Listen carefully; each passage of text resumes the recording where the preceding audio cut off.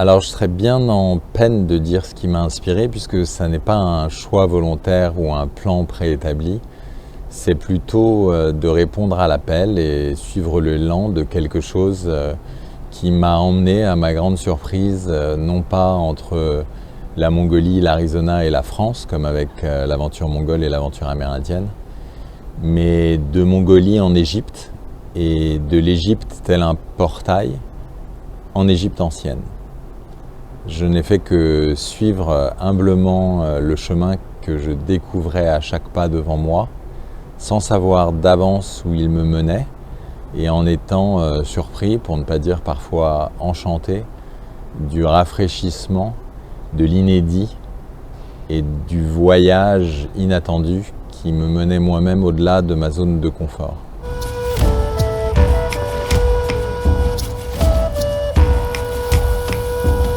Alors, je remarque, chemin faisant, que bien que ce ne soit pas du tout un choix délibéré de ma part,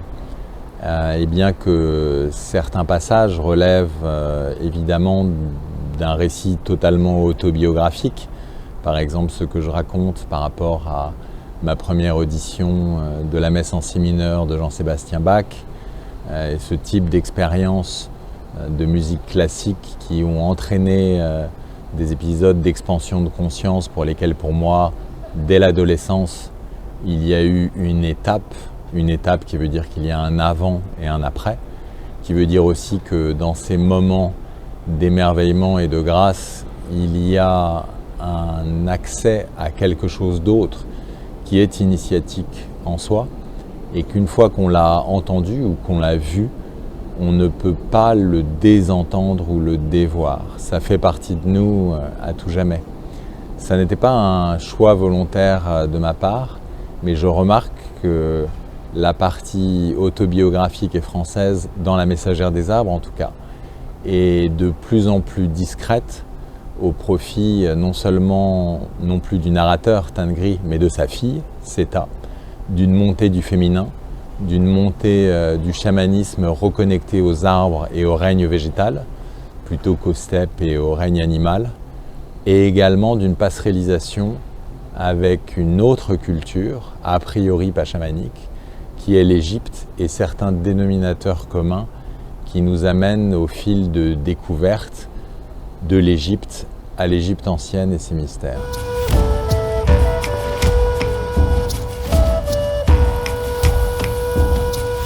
Alors Seta reçoit cela au cours d'une chasse rituelle annuelle qui n'a lieu qu'une fois par an, à l'équinoxe de printemps,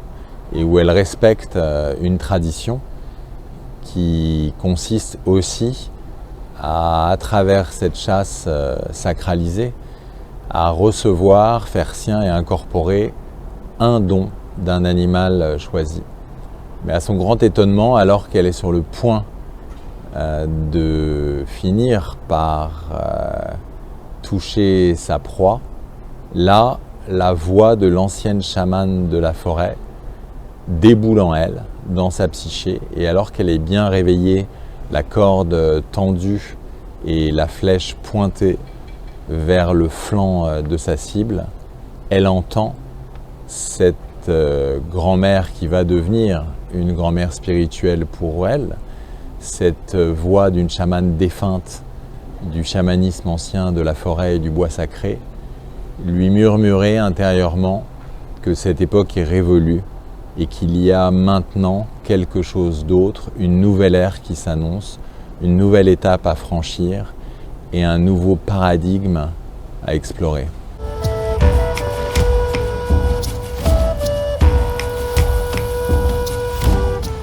Cette fin de la souffrance animale, d'abord on n'y est pas encore,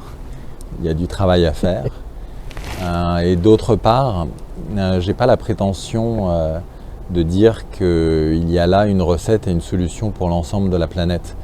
Il y a aussi à respecter les traditions des uns et des autres. Mais cela dit, entre des peuples autochtones, des peuples premiers, des traditions indigènes, ancestrales, où l'on chasse avec un grand respect, avec parcimonie, comme certains chasseurs en Europe aussi, versus un élevage industriel et toutes les dérives que l'on connaît aujourd'hui en termes d'effets secondaires néfastes, non seulement physiques pour l'animal et pour les personnes qui les consomment, mais aussi peut-être énergétiques, écologiques et sur bien d'autres plans encore, sans avoir la prétention de dire là qu'il y a une solution, je remarque qu'il y a autant de cas de figure qu'il y a de peuples, de cultures et tout simplement, de façon très pragmatique, de météo, j'allais dire. Puisque quand il fait moins 40 degrés et qu'on vit dans des steppes enneigées, on n'a pas beaucoup d'autres choix que de se nourrir de viande animale et d'y puiser là une chaleur, une richesse en calories et quelque chose qui est complètement engrammé dans le mode de vie, par exemple des Tsatanes qui sont les derniers éleveurs nomades de rennes dans le nord de la Mongolie. Cependant, les choses changent et peut-être sommes-nous également au seuil de certaines transformations dont témoignent des prises de conscience par rapport aux habitudes alimentaires, à ce qu'on croyait être nécessaire, aux bienfaits pour la santé d'être peut-être plus équilibré, d'avoir davantage une voie du milieu dans ces modes de consommation mais aussi d'élevage. En tout cas, à l'échelle de mon héroïne Seta, donc la fille du narrateur Tengri, elle, c'est un revirement spirituel. Elle n'a pas le choix. C'est une révélation. C'est-à-dire que d'un instant à l'autre, à partir du moment où elle entend la voix de cette ancienne chamane défunte de la forêt, donc cette chamane du bois secret d'ancienne tradition, où Seta pressent qu'il y a là une forme de chamanisme encore plus puissant que celui plus proche des animaux et des steppes, peut-être plus proche d'un chamanisme plus masculin aussi, eh bien elle n'a pas le choix, elle ne peut qu'accepter ce qui s'impose à elle, non pas comme un ordre, le libre arbitre est toujours là, mais comme une révélation assez signifiante pour qu'une fois qu'elle ait entendu qu'il faut dépasser ce type de relation à l'animal, ça n'est plus du tout de changer son mode de consommation dont il s'agit, c'est changer son mode de relation au règne animal en général et peut-être au vivant tout entier.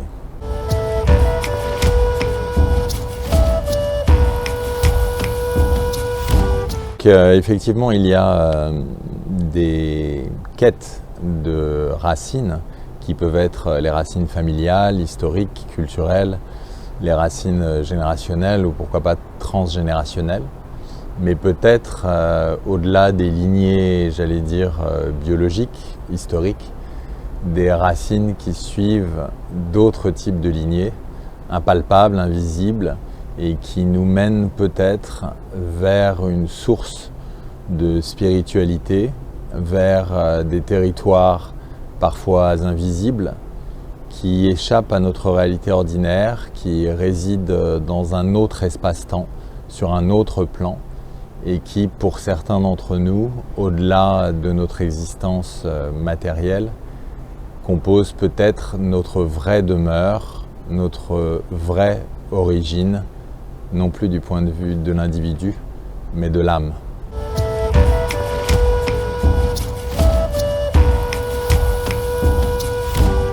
Pour être honnête, je n'ai pas choisi en fait. Là aussi, j'ai plutôt suivi ce qui m'a été soufflé.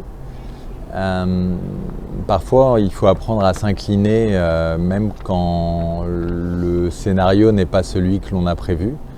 et qu'il y a des formes d'inspiration, d'appel, des formes de communication, peut-être de réception, qui nous amènent en territoire inconnu et qui nous surprennent. Cette surprise, pour moi, est très rafraîchissante, même si elle peut être troublante et sortir des clous par rapport à ce qu'on pourrait imaginer dans une suite logique. Il y a néanmoins dans cet imprévu un facteur de renouvellement, quelque chose qui nous sort de notre zone de confort et qui nous amène petit à petit à voyager en terrain incognita et à découvrir des choses que soi-même on n'avait pas en tête. ça fait partie du mystère et de la force du mystère que de nous attirer parfois, non pas dans des géographies ou sur des plans qui nous paraissent attendus, mais bien au contraire vers des surprises et des mystères qui ont une part d'étrangeté et où dans cette étrangeté réside la nature même de la découverte au-delà de soi, au-delà des frontières du réel.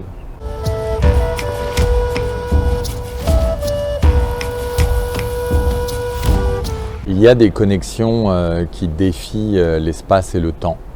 Il peut y avoir des connexions qui opèrent d'une temporalité à une autre, du passé vers le présent, du présent vers le futur et réciproquement, du futur vers le présent peut-être, et aller savoir du présent vers le passé. Il y a aussi des connexions traverses qui peuvent se jouer des frontières géographiques et mettre en relation sur un autre plan, un plan onirique, un plan astral, un plan pourquoi pas chamanique, des personnes qui ne se connaissent pas ou qui ne se connaissent pas encore et qui néanmoins se rencontrent dans des couches d'une psyché multidimensionnelle qui feront peut-être que le jour où elles se verront en vrai pour la première fois, elles auront davantage et à juste titre le sentiment de vivre une reconnaissance, une retrouvaille, qu'une découverte pour la première fois.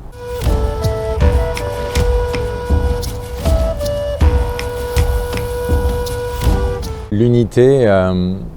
est au cœur de certaines épreuves initiatiques, puisque au-delà de tel ou tel dogme, croyance, religion ou pas religion, outils de telle ou telle culture, archaïque ou raffinée, méthode avec ou sans tambour, transe, en conscience ou en perdant le contrôle et en lâcher prise. Au-delà de toute cette enivrante biodiversité, ce qui fait sens, c'est que au-delà des formes qui changent et qui composent la richesse de notre humanité, de nos époques, des civilisations, de nos expériences, au-delà de tout cela, quand il y a vraiment urgence à faire bouger les lignes, que ce soit pour un problème physique ou psychique,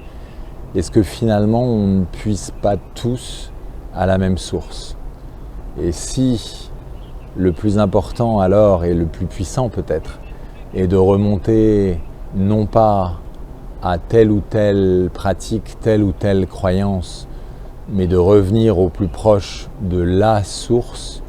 est-ce que cela ne nous donne pas un avant-goût d'éternité que de goûter justement à cette unité?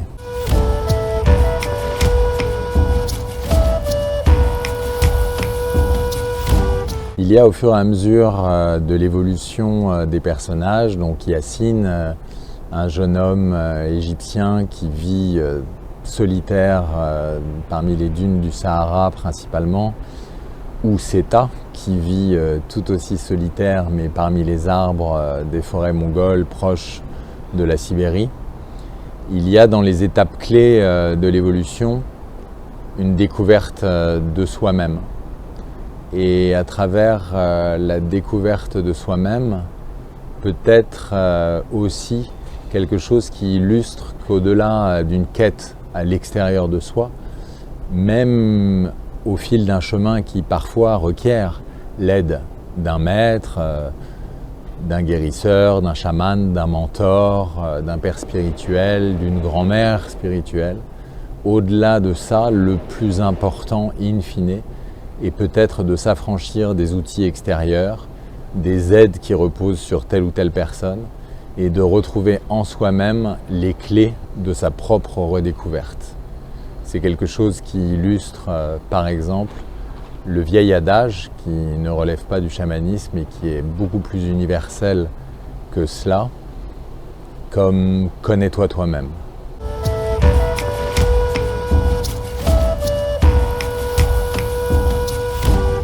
Alors,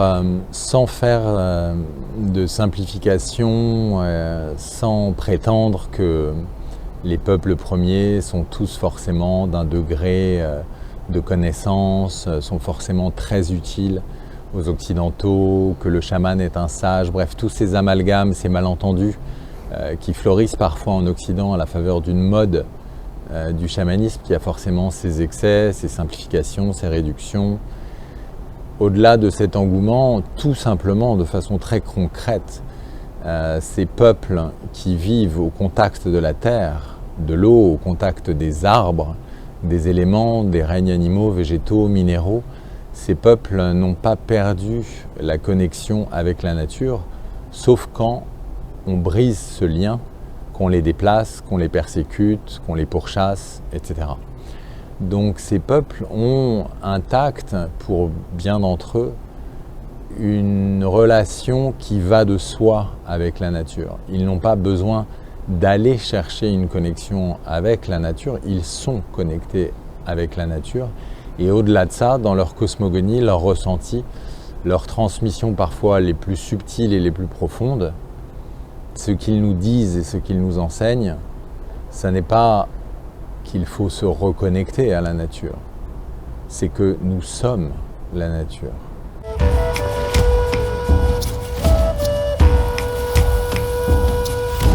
Moi, je ne fais qu'être l'humble scribe de ce qui m'est transmis et que je retransmets et partage au plus grand nombre. Comme je l'ai déjà dit,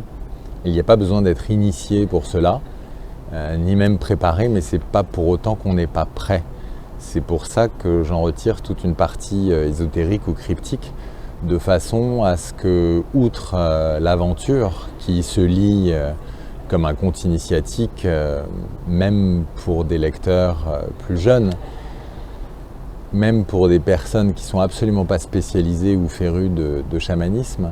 Au-delà de ça, entre les lignes, il y a peut-être, oui, des vibrations de transmission, il y a peut-être le partage de certains chants, de certaines choses qu'on a oubliées, qu'on ne sait plus que l'on sait. Mais le simple fait de les évoquer par des métaphores, un rythme, une poésie, une sorte de versification, de musicalité dans le langage qui ne va pas s'adresser qu'au cerveau gauche avec une histoire, une trame narrative, mais aussi au cerveau droit avec quelque chose qui relève peut-être plus de la musique, il y a alors quelque chose qui souffle sur des braises et qui réactive quelque chose en nous qui est bien vivant en chacun de nous, qui est bien vivant comme un feu sacré qui fait que nous sommes vivants.